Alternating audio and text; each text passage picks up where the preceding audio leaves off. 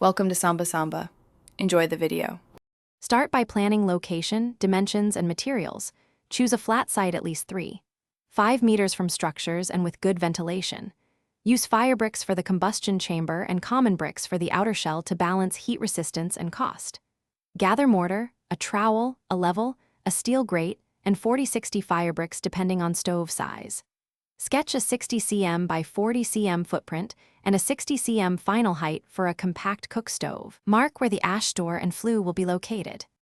Begin construction by pouring a 10 cm concrete slab foundation with rebar or compacted gravel beneath to prevent settling. Lay the first 2-3 courses of common bricks on mortar to form the outer shell base, checking level at every course.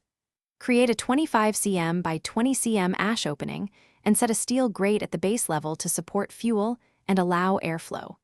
Build the fire brick-lined combustion chamber inside the shell, keeping a 2-3 cm mortar gap and ensuring bricks are tightly bedded for efficient burning.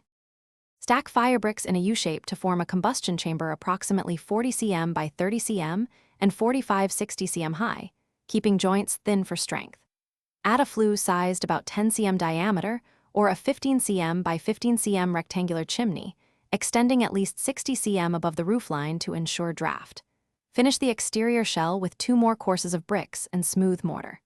Cure mortar for 72 hours, then perform a small burn test to season the stove.